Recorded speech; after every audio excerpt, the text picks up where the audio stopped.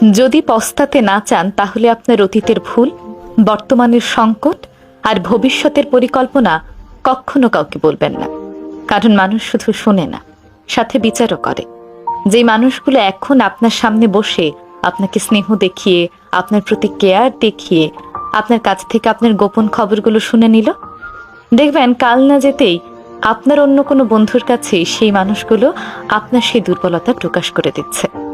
নিজের দুর্বলতা সবার কাছে প্রকাশ করতে নেই, কারণ মানুষ কিন্তু খুঁজে খুঁজে আপনার সেই দুর্বলতায় আঘাত করে বসে। সে আপনার যত কাছের মানুষই হোক না কেন, আপনার সেই দুর্বলতা আপনার কাছে রাখুন। আপনার দুর্বলতা নিজে নিজে কাটিয়ে ওঠার চেষ্টা করুন। যেই মুহূর্তে আপনার মাথায় আসবে অন্য কারো কাঁধে ভর দিয়ে আপনি আপনার দুর্বলতাকে কাটিয়ে উঠবেন, সেই মুহূর্তেই আপনার পরাজয় শুরু। কারণ ওই যে মানুষ শুধু শোনে না, সাথে বিচারও বসায়। তাই আপনার গোপন কথা বলার আগে চিন্তা করে দেখুন কারা সেটা শুনছে।